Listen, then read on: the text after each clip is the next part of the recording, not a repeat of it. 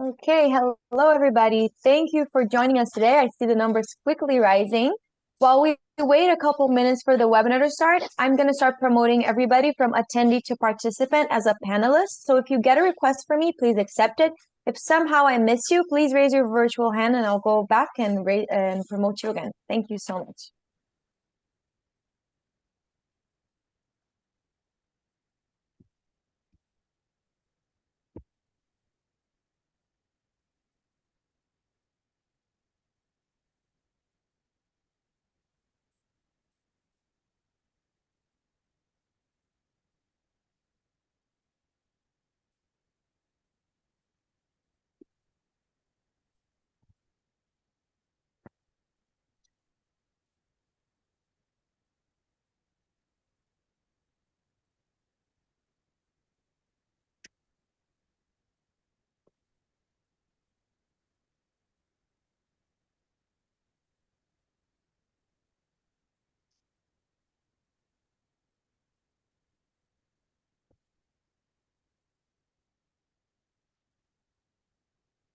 Good morning and good afternoon, everybody. Nice to see you.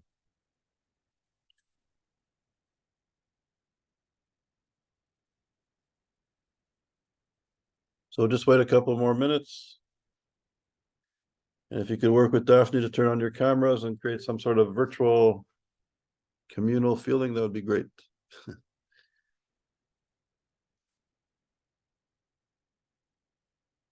Hello, Tali. I see you. Nice to see you. Tali, I just saw my good dear friend Mazwaki Mabuli came out with a new album, new CD. Have you seen that? No, not yet. Yeah. Send me a link. I think if you Google it, it's a tribute to the Okay. Palestinian. Tribute to the Palestinians. Okay. Yeah. Anyways, kind of. Thanks. We carry on. Okay, I think we're going to start. So, Haras is here. Okay, so welcome everybody. So today I was supposed to give a lecture on genocidal anti-Semitism, Hamas, and the university, sort of the intellectual discourse. So I'll speak briefly, but I have to go to a meeting. As you can imagine, things are intense with the war going on, and I guess the good news is that there are people in Washington and in universities that are taking our work seriously for the first time. I think maybe it takes a crisis to wake up people, but people are waking up, which is wonderful. And I think the community, the Jewish community, and I think the human rights community and moderate Muslim community, I think people are kind of waking up and realizing what's at stake and how the war against the Jewish people has been waged. I think one of the front lines is the university. And ISGAP has been dealing with this, and Haras has been dealing with this for many years, and our colleagues. To computer audio. I think okay, I heard some feedback.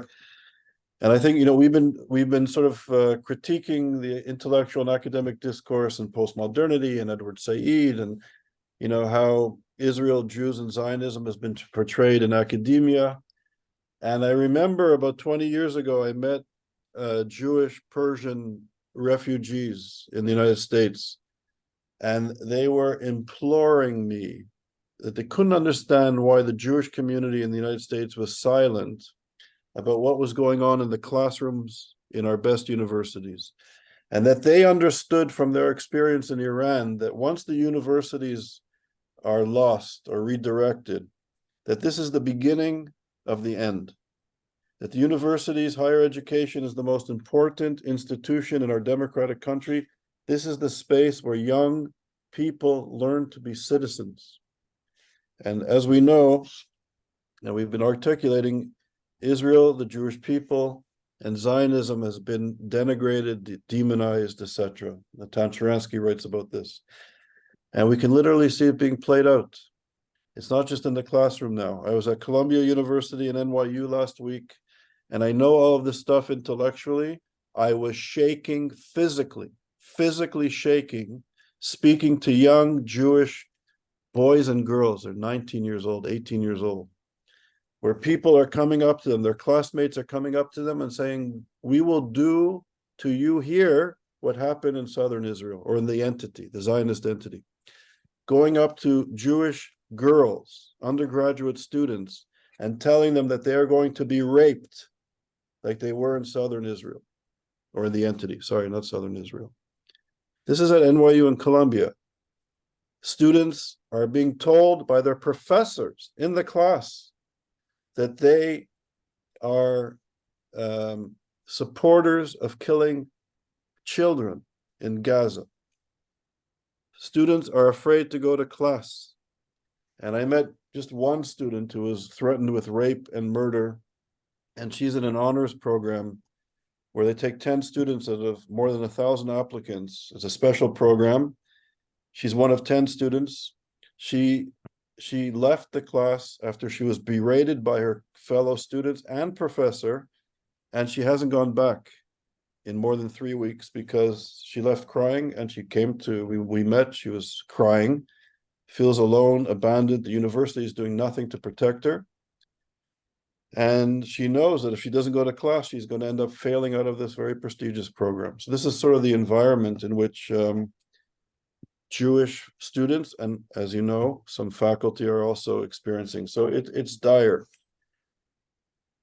And I'm sure I'm not telling you things that many of you don't know. So I have to leave, but I'm honored and deeply appreciative of a friend and a brother, you know, a brother in the real sense, not in the other sense. But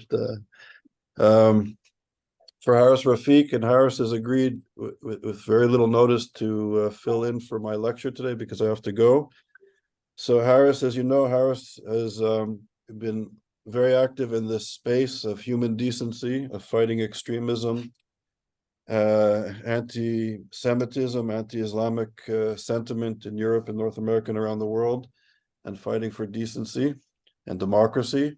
And we've been very honored that Haras for the last several years has been working with ISGAP, and we worked together for many years. We met in Jerusalem at a conference on anti-Semitism, I think almost 12 or 13 years ago. So Haras is filling in, and I'm sure his insights will be brilliant and appropriate for the conditions that we're in at this moment. So Haras, thank you so much, and I really appreciate it, and the floor is yours. Thank you. Thank you very much, Charles. And I should say he was the founder of the Quilliam Foundation, which is a very important foundation, and did many other things in this space. So thank you, Haras. Thank you. And thank you, everybody, for taking the time to listen to what I have to say today. I'm going to talk about the question that the title of the presentation. We really need to talk about, when considering what's happening and how it's happening, we need to talk about Hamas. We need to talk about the ideology of Hamas. We need to talk about Qatar. I'm going to talk, Qatar as we mispronounce it in the West. We need to talk about the project, which is an Islamist document. I'm going to bring it into university, but I think wider civil society is more appropriate. And as part of that, I'm going to talk about some of the work that ISGAP has just published today and is about to publish as well. So let's talk about, let's start with my own personal journey. I think that might just be appropriate. And my apologies for people who have heard this before. I see a few people here that have attended some of my presentations.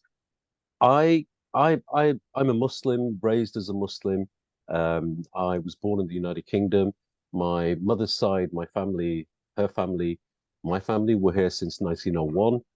My father came to the United Kingdom in 1953 after having lived a lot of his young adult life under the British rule in India. 1965, I was born, and I went through school and went through society as much as most of the children of immigrants did in those days, especially from Pakistan, which is where my family eventually ended up before they came here. And I was raised in a way that my religion, my faith, Islam, was very much a personal relationship that an individual has between themselves and God. and we had a culture inside the house, and not a political ideology, which I'll come on to in a minute.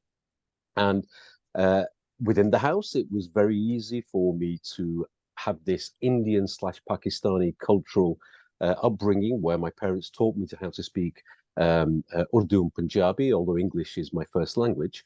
I think in English, therefore, but I can also think in those other languages as well. And outside of the house, I did what everybody else did. We were only, I guess, in my school, in my year, there were only a couple of us, 2 or 3 of us who were children of immigrants. And there was no such thing as faith-based identity politics. Nobody classified me as Muslim. And this is a much more recent phenomenon. If people didn't like me, they used the P word. If they liked me, they called me Asian origin, etc., etc. And I did all the things that everybody else did. You know, I followed all the fashions, the fads. I was a punk rocker. I'd been a new romantic. I went to university and never really thought about Islam in any other context other than the way my father had taught me. And I went through, and along the way, I was on the board of a number of blue chip entities in the UK, getting on with my life. And then around about 2003, my daughter, she was 7 years old at the time, came home one day and said, "Daddy, I don't want to be a Muslim." And I said, "Why don't you want to be a Muslim? What have we done to you?" And she said, "Muslims are always angry and they're always killing people. I don't want to be angry. I don't want to kill anybody. I'm only 7 years old." And this started a process of self-reflection for me, because here was a young girl who didn't understand anything about the faith. She saw Mummy and Daddy praying usually when we needed something or wanted something from God, or we were in trouble, fasting, doing all the other things. She didn't really understand the religion.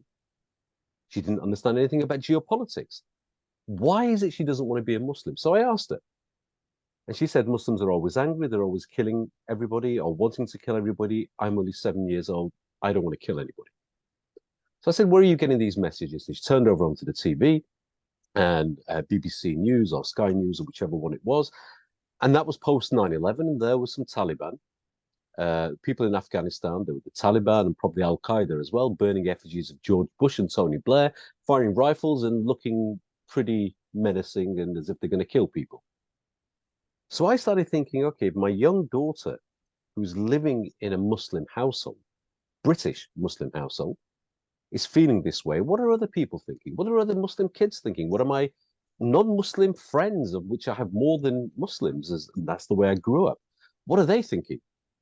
So I went around the world and sort of had backpack travel and ended up back in the UK after traveling for months and months, and realized that the same faith that my parents brought to the UK, where there was no dichotomy between being British and Muslim in regards to me, but for them, Pakistani and Muslim, and then British later on, or Indian before Pakistani, where there is Islam is a deeply spiritual faith, is the same religion that's practiced by the majority of Muslims around the world. This was around about 2003. But something was going on.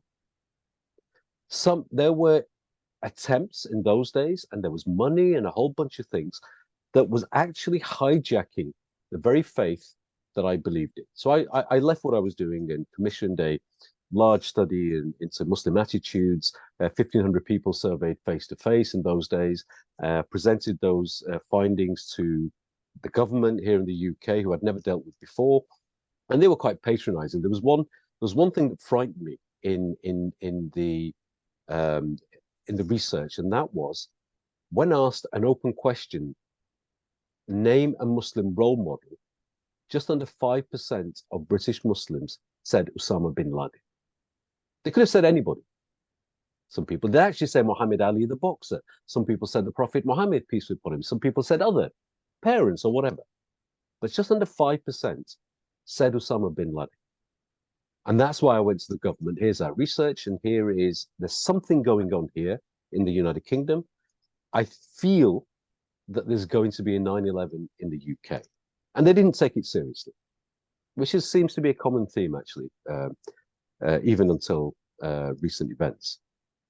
In fact, they were quite patronizing. It was almost like, there, don't worry, go away, we know what we're doing. We talk to our extremists, not like the United States, and don't worry, the likes of Abu Hamza, Omar Bakri, all these people, they want to do something in the Middle East and not in the UK. So I went away. 7/7 terrorist attack in 2005 happened, and within 24 hours, I found myself briefing Tony Blair in Downing Street of this research, and ended up on a number of task forces. Since then, I've worked with prime ministers, worked with presidents, worked with a whole bunch of civil society institutions, really on focusing on counter-extremism and counter-terrorism. And I joined Quilliam Foundation in 2014. I wasn't one of the founders. And I was one of 3 people on the board at that time. One was Majid Nawaz, who used to be an Islamist and spent 5 years in Mubarak's torture chambers for trying to instigate a military coup in Egypt, an Islamist military coup, since disavowed the whole ideology and theology. Another person, Naman bin Otman, who used to be at one time a commander under bin Laden against the Soviets, and again disavowed the whole ideology and theology after bin Laden told him and other leaders that there was preparation for plans to attack American interests. This was just about 18 months before 9/11. He left. He didn't want to do that anymore. He went there to set up an Islamic State, an Islamist Islamic State, not to fight the Americans. Anyway, he left, disavowed the whole ideology and theology, and the 3 of us ended up on Quilliam. And we came up with a term, which some of you may have heard of. This was the 3 of us, and we focused really on what was required, I think, primarily at the time, and that was on Islamist extremism and Islamist terrorism. And I will define Islamism in a minute. It's not a made-up word. Around about 2015-ish, at 16, 3 of us were sitting in a boardroom, and I was a CEO, and we employed about 42 people full-time at the time, and about the same again part-time. We ran projects around the world with offices in London, in the United States, in Canada, and also in the Middle East as well. Directly working with the Global Coalition Against ISIS and other things. But this term triple threat, we realized that if we really want to make a difference, we actually have to challenge and combat the real threat that is facing our liberal secular democracies. And that in those days, and again, I think the terminology now has changed significantly since then, we called it the far left, the far right, and Islamist theocracies that are the triple threat as a threat to our liberal secular democracies, and the front line of the battle are the Jewish people, i.e. anti-Semitism is the fuel that is fueling all 3. So that's kind of where I started my journey on really focusing on combating or trying to combat anti-Semitism. And then since then, I've been, what Charles said, I've been working with ISGAP, and I'm also a director of on the board of an entity in Canada called Secure Canada, which really focuses on helping pass legislation and laws and other things within Canada against Islamist terrorism. I'm on the board of a new organization that's been set up in the US called the American Center for Countering Extremism. It's very, very new. It's only a couple of months old. We just set it up. And in the UK, I'm actually also a trustee and on the board of a UK charity called Muslims Against Anti-Semitism. So that's kind of how my journey now, how I got here. And along the way still, I have certain permissions, ijazas on many things within Islamic Sharia, Tasawwuf, and a whole bunch of other things. So that's kind of how I got here. Before I move on to the idea, actually, I'm going to do a screen share. I think that might help. I'm going to go in and out of screens that I have prepared. I want to talk about some, can't do it, show all windows. That would help. Oh, maybe I won't. Okay, maybe I won't. I want to talk about some terminology, and I want to talk about Islam and Islamism. To understand Hamas, one needs to understand Islamism, because Islamism is something, a word that was actually coined by the Muslim Brotherhood. Hamas says very clearly in its charter, when it's set up, that they are the Palestinian branch or the Palestinian chapter of the Muslim Brotherhood. And the Muslim Brotherhood are Islamist. Islamism is a word that the Muslim Brotherhood phrase that they coined in their inception to actually differentiate themselves from the ordinary Muslims in Egypt at the time. And what is the difference between Islam and Islamism? In the same way that there's a difference between social and socialism, there is a difference between Islam and Islamism, where social is a way that we may interact, and socialism is a distinct political ideology.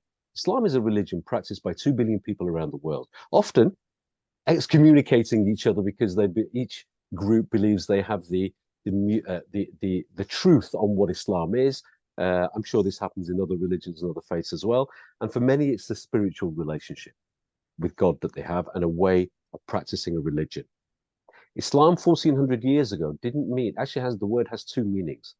Islam, 1400 years ago, it wasn't a unified, codified religion as we are practicing it right now. It simply meant to surrender to one deity and attain inner and outer peace.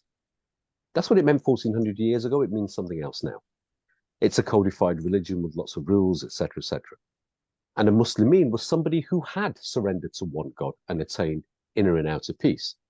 Islam, as we understand it now, how it's different to Islamism is that it's a religion, yes, practiced by in different ways, as I mentioned.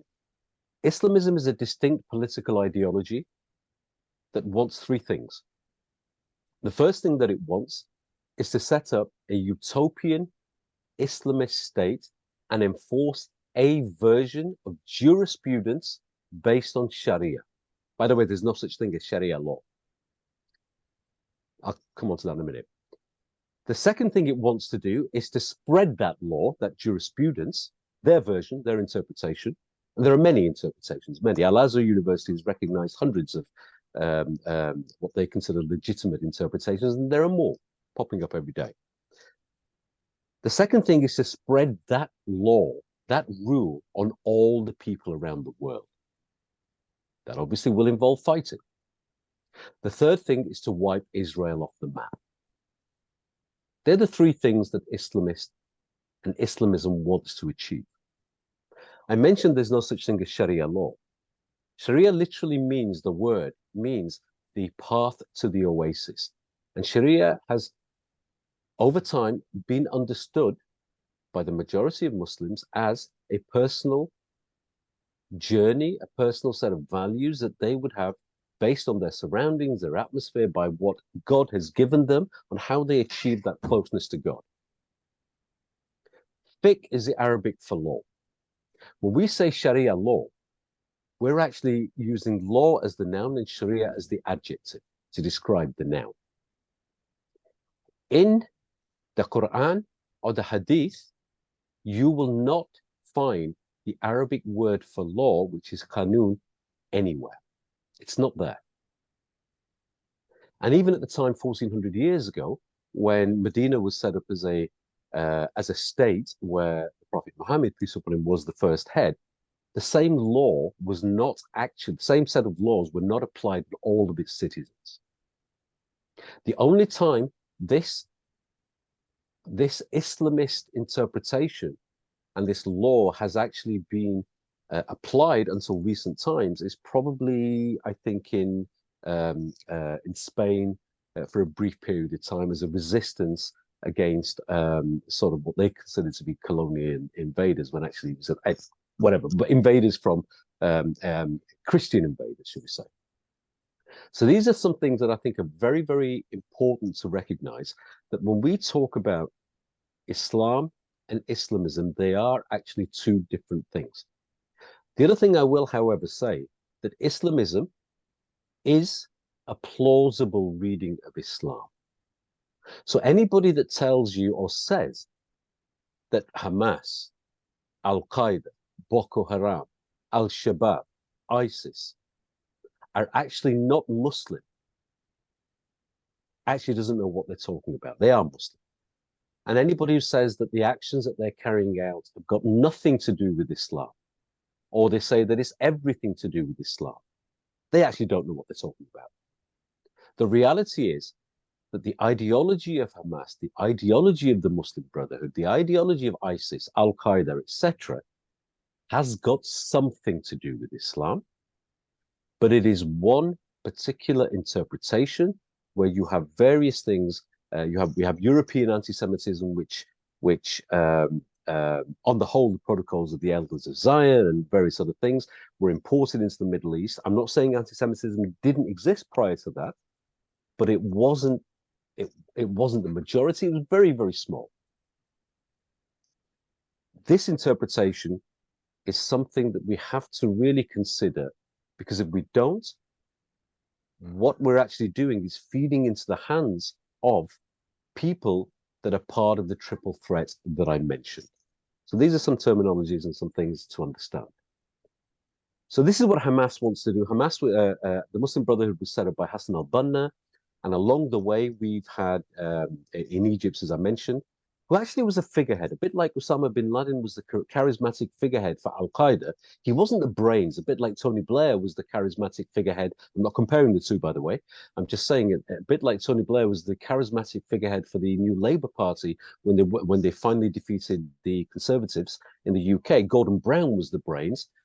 Al-Zawahiri was the brain behind Al-Qaeda. When Hassan al-Banna set up the Muslim Brotherhood, he wasn't the brain behind it. There were other ideologues, other, in inverted commas, intellectuals, but he was the most charismatic. He was the one that was able to actually build and bring people together and sell their cause. And I'm going to see if I can get into this share screen, because I think this will actually highlight, if I can do this. Here we go. Just find, there's so many screens open. Okay, share. Can you guys see this? So I mentioned that al-Banna was the founder, but really the modern day father, actually there were two of them. There was Mufti al-Husseini, who a lot of people talk about because he actually very publicly aligned himself with Hitler as part of, whilst he was a member of the Muslim Brotherhood and fascism. Qutb was the modern day father and the ideologue, and he came up with something called milestones. And that really is the almanac, if you like, of Hamas, Al-Qaeda, and all of these other people. And the only thing that was different between them was tactically what stage they're at in their so-called war against the West and the Jewish people. And of course, jihadism and jihad is another word. It really actually makes me very sad as a Muslim when I see fellow Muslims, because they are Muslims, irrespective of, it's very easy. The only thing one has to do to be a Muslim, it's not a race, it's not an ethnicity. The only thing one has to do to become a Muslim is say the testimony of faith. There is no God but God. In the modern day, Muslim in the modern day sense, there is no God but God, and Muhammad is his last and final messenger. That's it, you're a Muslim. It is really saddens me and upsets me and makes me angry when people who are Muslim carry out attacks, carry out vile atrocities, and shout Allahu Akbar. Allahu Akbar means God is great. It's something I do. I say that.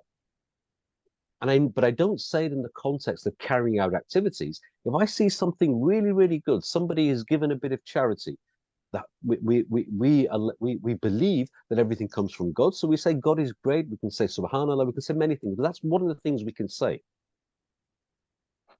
That phrase has been hijacked and is used by extremists, terrorists, jihadists, and as actually something that I think that Muslims need to try to reclaim.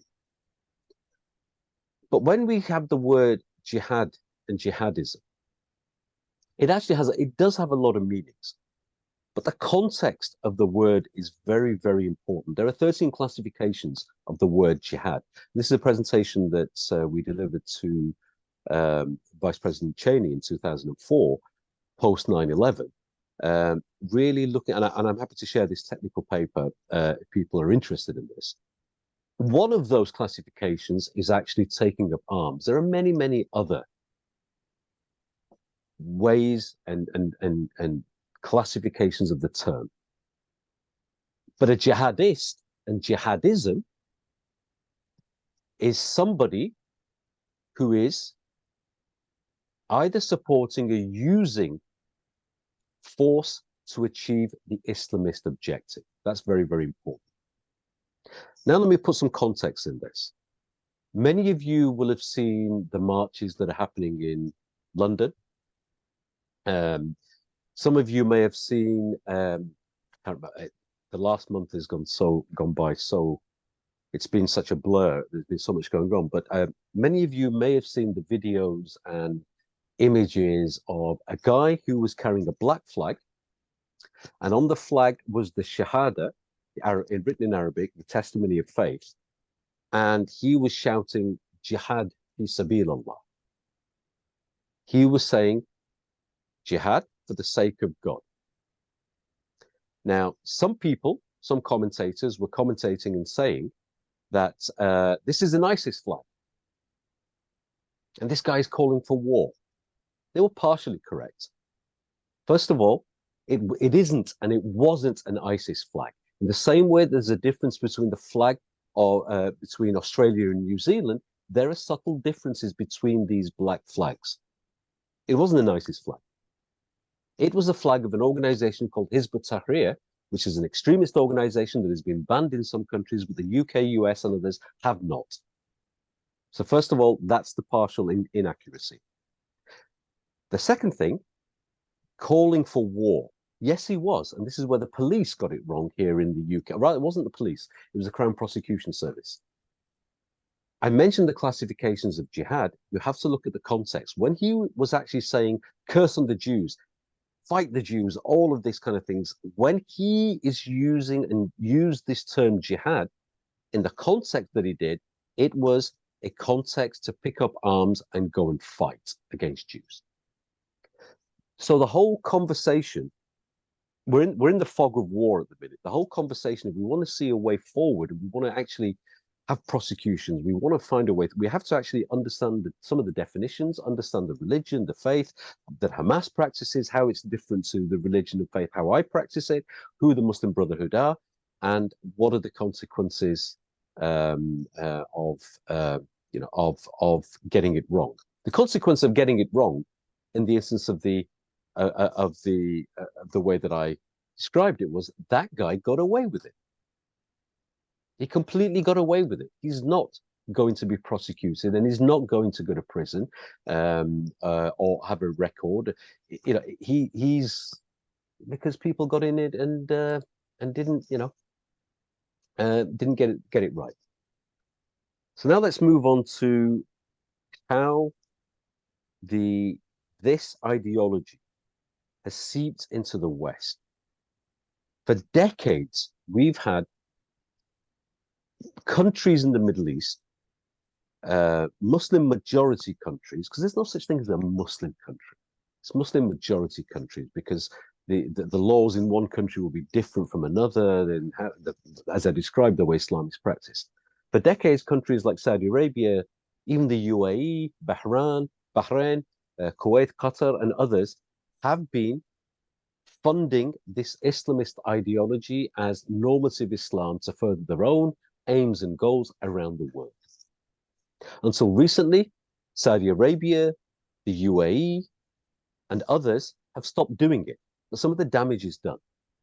In fact, the UAE, Bahrain, Morocco, and others have actually signed and normalized deals with Israel and signed the Abraham Accord, as you all are aware. And I won't go into the Abraham Accord. I'm sure you all know all about that. But there are other countries that haven't. There are other countries that are still housing Hamas, the Muslim Brotherhood, the Taliban, and a whole bunch of other people that are Islamist, that are terrorists, that are jihadists, for reasons that, again, I'm going through an order I'll come on to in a minute. Saudi Arabia, UAE, and others have actually stopped funding Islamist organizations on the whole. And in fact, we were pretty close, I believe, to potentially having a normalization deal between Saudi Arabia and Israel a couple of months ago. There were just a couple of things blocking it, and the hands were in the American court, in the US court, on their table. Now things have changed, and where we are, I'm not quite sure. But this money has been plowed in, still by Bahrain, and there's been a coordinated strategy. And some of you may have seen a document, or may be aware of a document that was found in a number of raids by counterterrorism police in the US, actually a raid in Switzerland, and an arrest, traffic violation arrest, funny enough, in the US, where there were people who were either Al-Qaeda members or Muslim Brotherhood members, where they were in possession of a document called The Project. And that document, again, that's another lecture in itself. That document actually highlighted and showed a coordinated plan on how the Muslim Brotherhood and Islamists were going to infiltrate different aspects of US civil society. I'm sure there were parallel and similar documents for the UK and France and Europe on the whole, but this particular document, The Project, was referring to the US. And it talks about co-opting universities. It talks about co-opting university students associations. It talks about setting up front organizations. It talks about putting Palestine as the tip of the spear on how they infiltrate organizations. It talks about the Jews as Zionist, evil, you know, the smaller devil. The US was the greater devil. Israel is the lesser devil, but still a devil nevertheless. And more importantly, infiltrating the left. That was very, very important to them. And we know they've done that, and we've seen some of the results. But essentially, they wanted to actually, and I just want you to look at the middle part of this lens. This is part of another presentation that I have. They wanted to try, within Muslims, to activate on a macro level, 7 key behaviors. The first one, through finding solutions for personal problems, for grievances, for partial grievances or perceived grievances, create intellectual, ideological, social, emotional, and spiritual, which is the religious, arguments that will help find or make it seem like they found solutions to create, first of all, this otherization, and that they're part of this gang or this group. Right now, we see the left and Islamists creating this gang, if you like, this group. And the first part of this is the otherization, that people who are part of this cause, people who are part of this Islamist lens, or people now who are part of the, in inverted commas, Palestinian cause, because I don't think what Hamas is doing is actually benefiting the Palestinians. In fact, it's actually causing them great harm. Is anybody who's not part of this lens or part of this group is the other. Secondly, the collectivization, anybody who's outside of this gang is the same. So me, as somebody who's not part of the Hamas supporting or hordes of people that will march on the streets, I am the other. I'm the same as everybody else. Third thing is that everybody outside of the lens is oppressing. Fourthly, everybody who's not part of this lens is complicit. The fifth thing is the supremacism narrative, and that links into, these days, translates into more human rights. We are the people that are the most noble when it comes to looking at human rights, when actually they don't talk about the fact that they will throw LGBT people off the top of a mountain if they could, and that they actually killed a lot of their Fatah people in Gaza, killed them and shoved them off roofs and killed them so that there'd be no opposition. Sorry, that's just my alarm, telling me that I've been speaking for half an hour, but I'll just carry on for another 5 to 10 minutes and then open the floor up.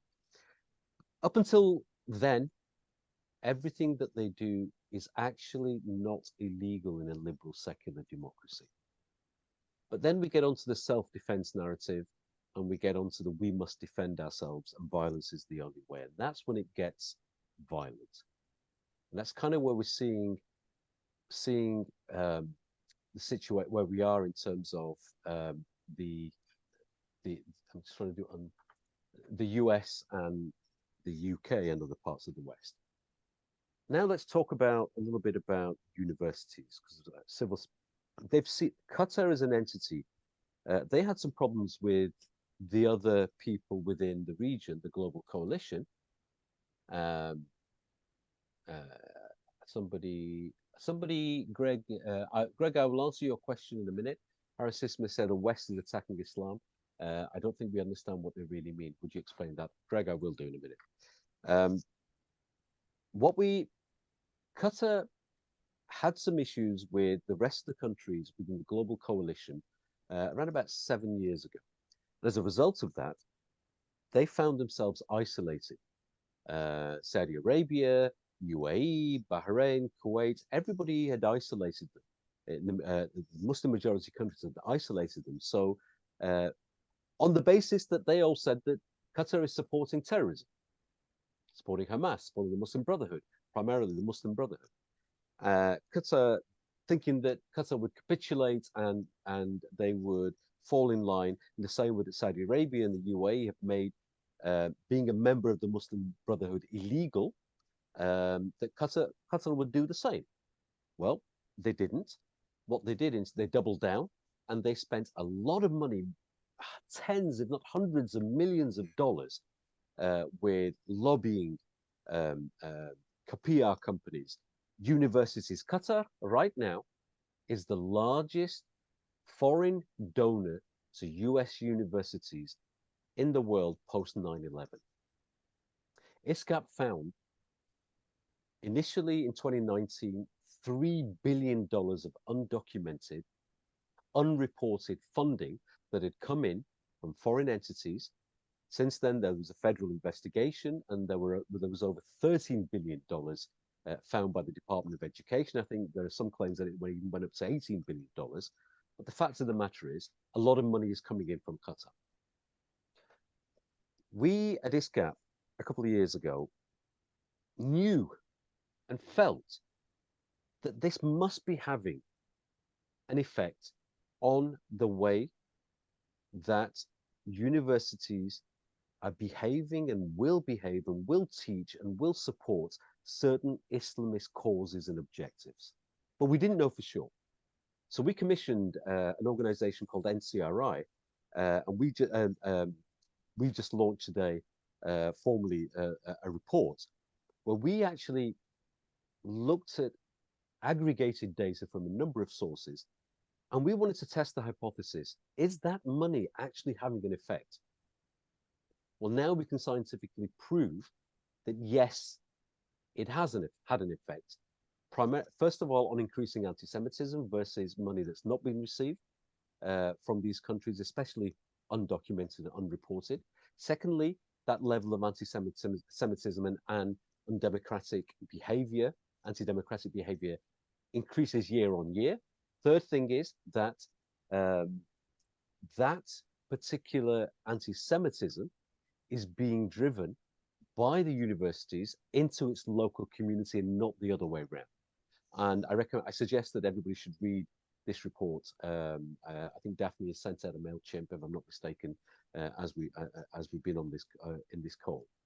So now we know that Qatar is actually, we know that Hamas is Muslim Brotherhood. We know what the Muslim Brotherhood believe. We know that the Muslim Brotherhood are at war with the West, and they believe that the West is at war with them, Greg, to answer your question. What they believe is that after the great empires, we had in inverted commas, we had the Ottoman Empire, the British Empire, and a whole bunch of other things. We saw a vacuum, and that vacuum was filled by a lot of isms.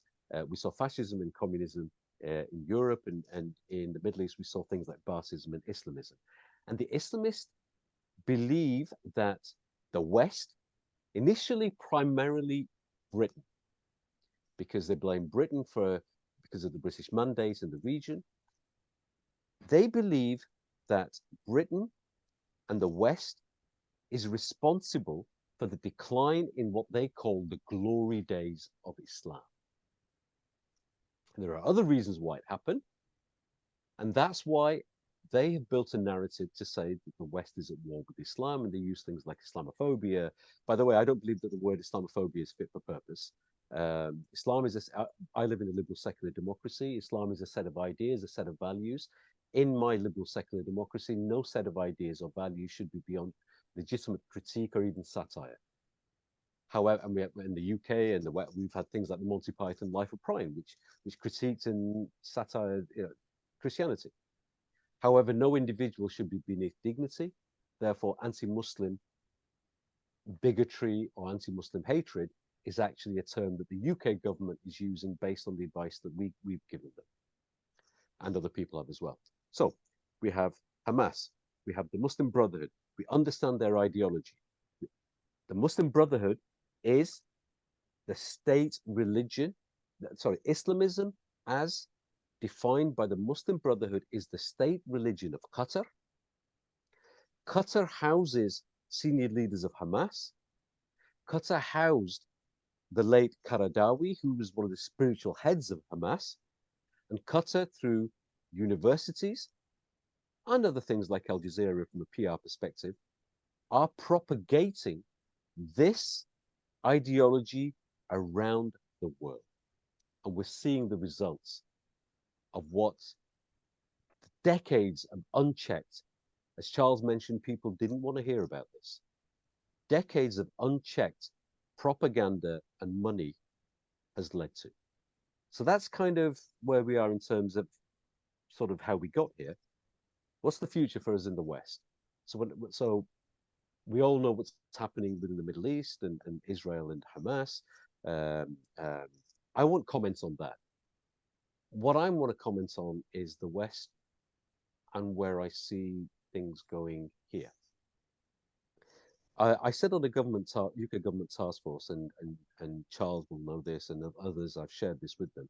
About 3 or 4 days after, I think around about the 11th of October, 12th of October, something like that, I sat in a very high-level meeting, and they asked for my analysis and what should the UK be preparing for.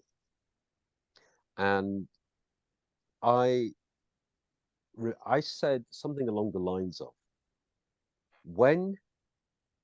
before Al-Qaeda, there were people warning about Islamism, nobody listened. After bin Laden was killed, many people around the world who should have known better believed that was the end of it and didn't want to talk about Islamism anymore. But we were focused on what's going to come next. We didn't know what it was. ISIS reared its head and declared what they called the Islamic State in Iraq and Syria. After ISIS was defeated militarily, I and many others said, what's going to come next?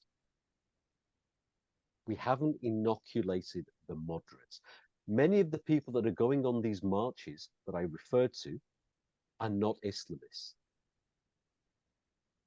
But the ones that have the microphone, the ones that are making the placards, the ones that are doing all of this, all the things that we see, most of them are Islamists. Many of the Muslims that are going there are ordinary, what I would call, Charles calls moderate Muslims. I would call them purveyors of traditional classical Islam. But Islamism has seeped into their and our societies unchecked because we, civil society, because of universities, because of many other things in government, etc., we did not inoculate the moderates. In fact, what made things worse, there were Jewish organizations in the US and the UK that were causing and working with the Islamists at the expense of working with the moderates. Many, not few, many. And we warned them at the time, I warned them at the time, stop doing this because there'll come a time when they'll turn on you. And they are doing now. And hopefully, many of these organizations will have learned the lesson. So I talked about what's next. I mentioned the triple threat. I mentioned the fact that anti-Semitism is what's bringing the far left, the far right, and the Islamists together. Right now, Jewish people in the UK and the US, whether it's at universities, as whether that's in the synagogues or other parts of life, are living in fear. What I think is going to come also, so right now the battle is the fear and the hatred, it seems to be aimed at the Jewish community. We've got these marches, and in the UK, not so much in other countries, we have Armistice Day, which is a celebration or a commemoration rather, of the ending of World War II. And it's the 11 a.m. on the 11th day of the 11th month, which is this Saturday.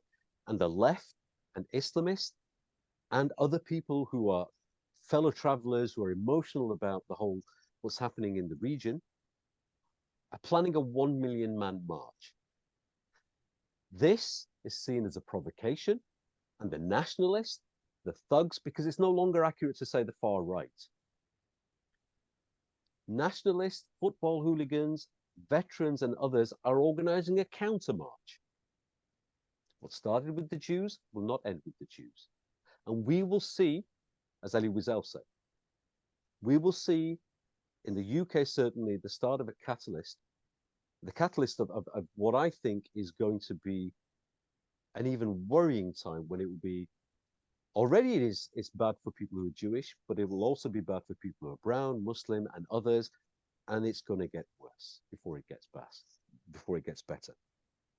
But I remember a speech that Denzel Washington made after he won an Oscar, one of his Oscars, and he said something. He was given some advice by somebody when he was younger, when he was sort of going through his career, and the person said to him, "Remember the phrase, 'This too shall pass.'"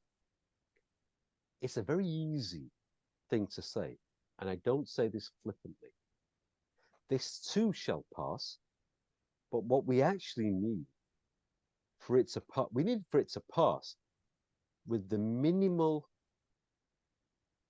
threat and damage of violence, and fear, and hatred to Jews and other members of civil society, which I think is coming, with as minimal threat and actual violence as possible. And for that, we need to start building better, smarter coalitions of people and groups who will start understanding what the real problem is. Universities, we've got to get to grips with this. Other parts of the civil society, governments, legislation, there's a whole bunch of different things. Because at a time of crisis, in military terms, it's also an opportunity to build something. Also, somebody told me that the Hebrew word for crisis is akin to when a mother is giving birth and she's going through great pain, the pains of labor, but out of that can come something really joyous. I believe that this is something that is horrible. It really is horrible. And I don't have enough words to express how bad the situation is right now, and it is going to get worse. But there has to be a space for people who understand the problem, who want to do something about it, who can put pressure on people, who can advise from different parts of civil society, including universities as the front line, as one of the front lines, and start to build something positive out of this. And I'll leave you with something that the fourth caliph, according to Sunni traditions of Islam, after the Prophet Muhammad, peace upon him, and according to Shia traditions, should have been the first caliph, Imam Ali said. And he said that we are all brothers and sisters in faith. And when he was saying that, he didn't mean Muslims, he meant mu'min, anybody who believes in one God. We are all brothers and sisters in faith, or at the very least, we are all partners in humanity, and that's what I think we need to tap into. And I'll stop there.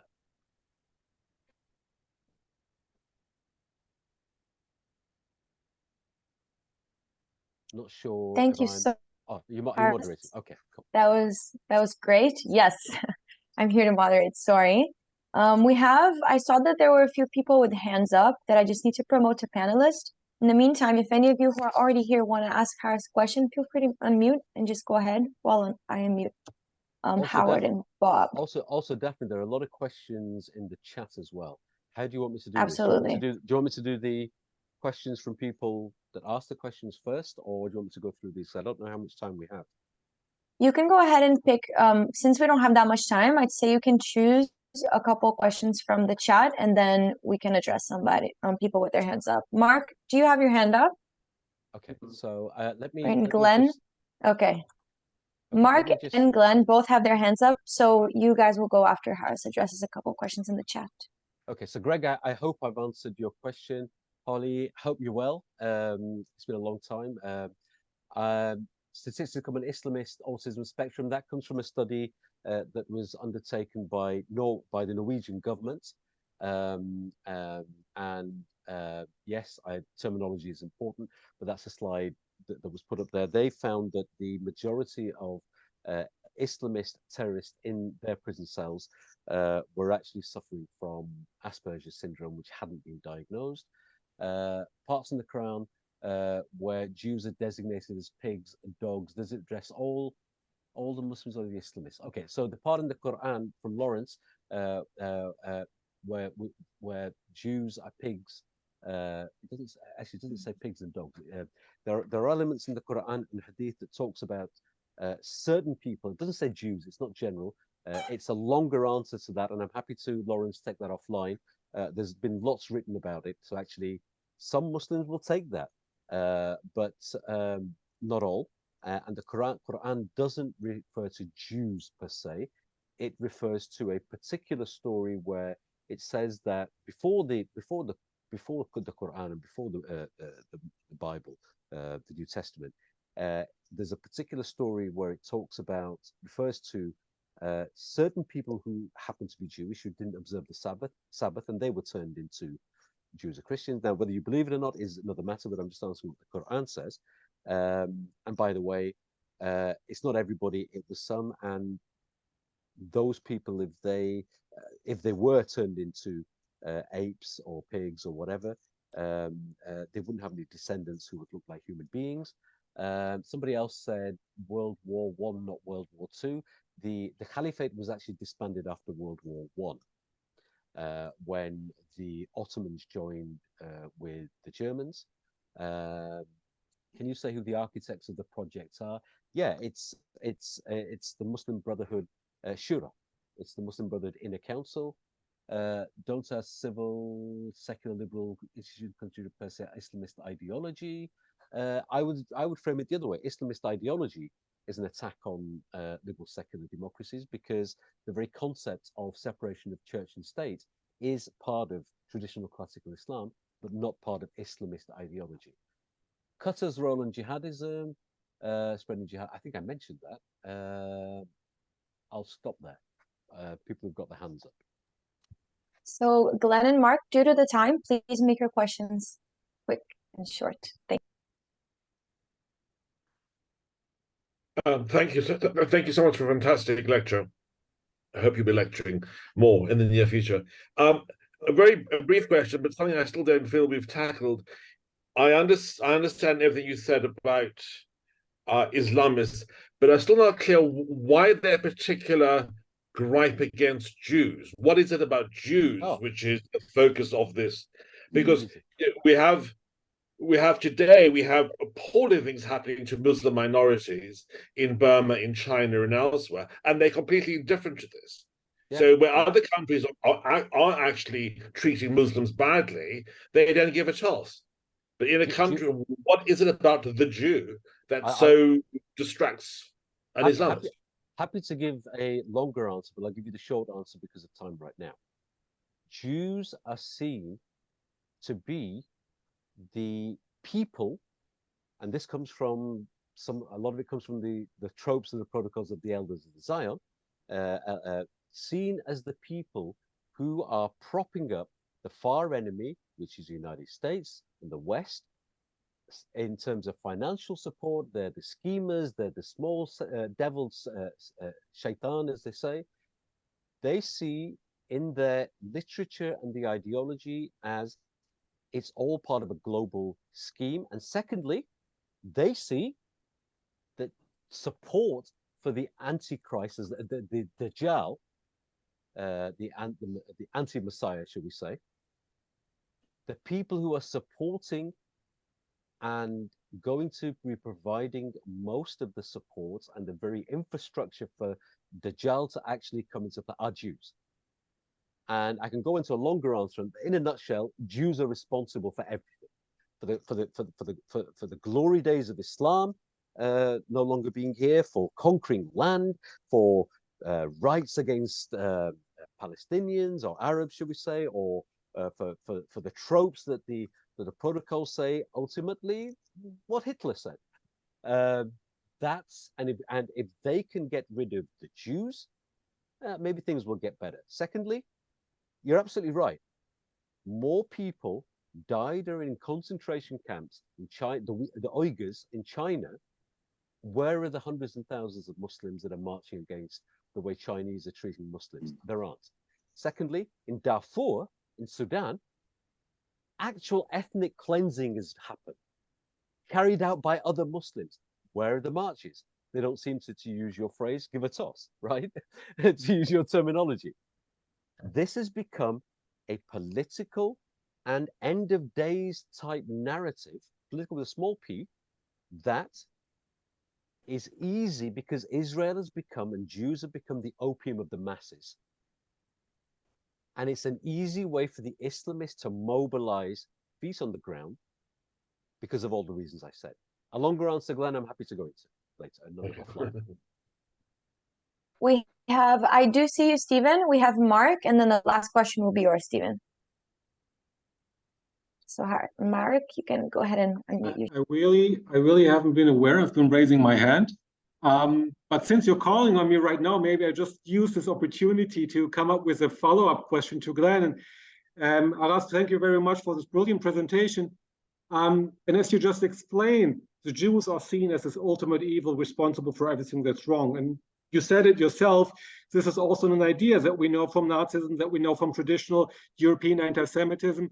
So if you look at this idea, how it materializes within Islam or within Islamism, right? As you just made this distinction very clear, what part of it is actually drawn from traditional Islamist sources, which part of it is actually a European import, and how do they merge together?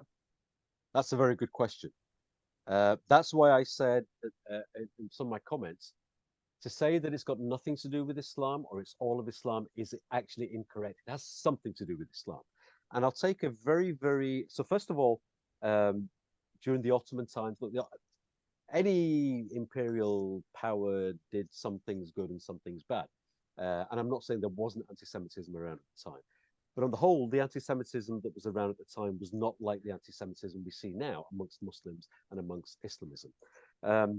But the Ottomans gave refuge to Jews and many other people during the time of the Spanish Inquisition.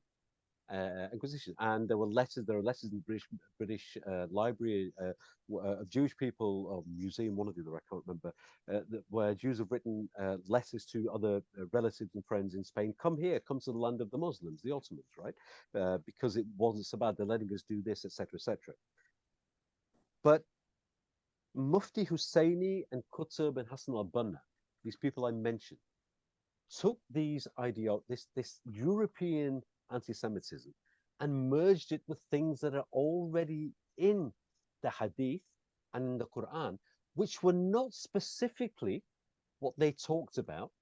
What the contextualization in the past had always been seen differently to the way they did. I'll give you one example now. I'm just my phone up. There is a verse in the Quran.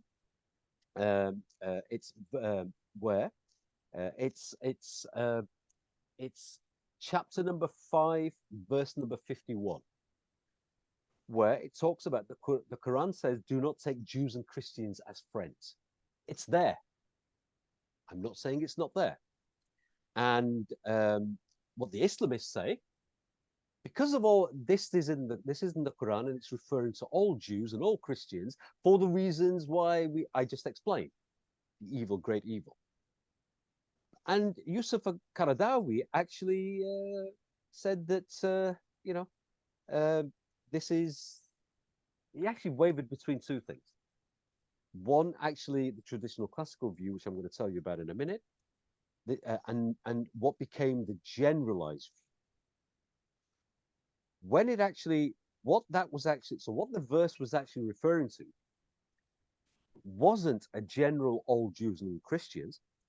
It was actually referring to two people, one who happened to be Jewish and one who happened to be Christian. And there are many, and I'm just going through my copious notes here. And there are many, in Arabic, we have the word tafsir, which is a commentary or an interpretation of a particular verse. And there are many, many traditional scholars up until the Islamists came along that actually said and contextualized the verse and said, this is referring to two people only, who happen to be Jewish, who happen to be Christian. But what the Islamists do is say, this is a general verse, and we're told you, and the reason for, and they interpret it and do a commentary on, the Quran is right, God is right. Don't take the Jews and Christians as your protectors or friends, because of all the reasons from European fascism, the protocols out of Zion, and all the other things, and all the tropes, etc., and all the things now that Jews are doing in Palestine, blah, blah, blah, blah, blah. So there is emergence, and they have taken traditional classical interpretations of Islam and tried to throw them in the bin, and Middle Eastern money has given them the platform, the ability to be able to do that for a whole number of Muslims who don't actually. I talked about what I've just talked about to a Muslim who happens to be about 40 years old.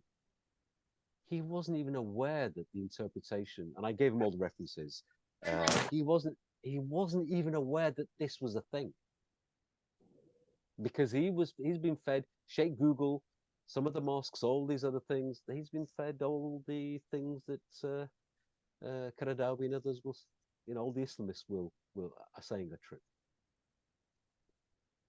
I think we have time for a very, very quick last question. Stephen, the floor is yours. Please unmute yourself. Yeah. Can you hear me now? Yes. Okay. The second part of Q 551 is, for you will become as unto them. In other words, there's a threat that if you have the Jews and Christians for friends, you'll be like them. Those two people, not Jews and Christians, everybody. Those two, Tabari and many others have interpreted. Absolutely, it does say that. Yes. Understood. But there are so many verses in the Quran and the even the Reliance of the Traveler that lay down from its origins why Islam is anti-Jewish. None of these seem to come to the fore in public discourse to explain why simple Muslims might read the Quran and interpret it that way. I know there are many different interpretations, but it seems no one is talking about those verses. For example, cutting off the fingertips or cutting off limbs. It's exactly what Hamas did to the Jews they captured in Israel. It's following that. No one seems to talk about that. People do. That's my question. So first of all, people do. There's Safi Kaskas, who I recommend you follow. He's done Dr. Safi Kaskas, who's done a translation and commentary on the Quran, and I think it's called The Glorious Quran, and he's contextualized all of these things and refuted a lot of these things. There's Sheikh bin Baya, there's who is actually part of a UAE sponsored initiative going back to the traditional classical. There are Minhaj al-Quran International. There are many, but the problem is, in English and in the mainstream media and on social media, where everybody wants to actually learn about bad news sells, right? Anger sells, polarization sells. True academic and intellectual critical inquiry does not sell anymore. That's the world we live in. People give fatwas in sound bites, that and 140 characters, 140 characters or less. There are people, but they haven't got the platform. Sadly, that's the problem. I mean, look at the Tanzimat reforms of 1850. The Ottomans were the first country to actually suspend, get rid of the Hudud laws. Yes. And for the first empire, to actually say that it is no longer criminal for somebody to be gay. Sin, yes, that's what they did get rid of that, but there will be no criminal sentence for somebody to be gay. And they did it from Islam. They used the principles, the asul al-fiqh of jurisprudence of Sharia, two things in particular, maqasid and maslaha. Maqasid, what is the spiritual meaning of any particular ruling or jurisprudence or law? What is it God meant by this? And maslaha, what is the benefit to society? It's not in the benefits of society to kill its population. It's not in its benefit to chop off limbs. You know, they realized this, but this was from an Islamic perspective as well as a societal perspective. So things have been done. We should talk more. We're out of date.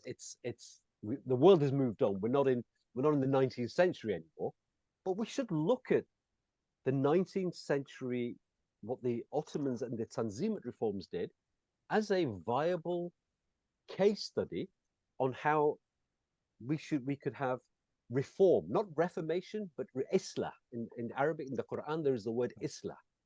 How we should have islah, reform. But these people haven't had the Saudi money in the past. They haven't had the Qatari money. They haven't had all this money, nor the platform. Maybe, and right now, Saudi Arabia wants to behave like a state, not like how they behaved in the past as the global protectors of dawah around the world. Rightly so, finally, you know, they're dragging themselves from the 6th century to the, I think they're kind of getting to the 10th or 12th century, but very fast. You know, they're getting there. They're too busy and worried about themselves. They're behaving like a state for their own citizens. And I'm glad they are, because they're no longer interfering here. The UAE is doing some great things. But Qatar is still the problem. There's a lot of money still behind these interpretations. And the Tanzimat was imposed from European West upon them. It wasn't necessarily voluntary. It was imposed by the Ottomans on the land that they controlled, yes. But by the West upon the Ottomans, and then on how it came, yes. Yes. But they did it. And yet the West didn't decriminalize homosexuality. Mm. In the UK, for example, in Britain, I think homosexuality was only decriminalized 1967. 1967. Right, 1967. So yeah, but I'm not saying that we should, but it's a good case study for how Muslims need to get a hold of themselves and our religion and faith. That's what I'm saying. I think that's a good place to end today's session. Thank you so much, Haras, for taking time out of your week to speak with us. This was really fascinating and important, especially now. If for everybody still here, we have a lecture next week, same place, same time, with David Haras and Natan Sharansky on contemporary anti-Semitism and how to combat it. The link is in the chat as well as in the ISGAP website, and I'll be sending the recording of this webinar within 48 hours of now. So watch out, you'll be getting that soon. Thank you, everybody. Thank you. Bye-bye. Bye, everybody.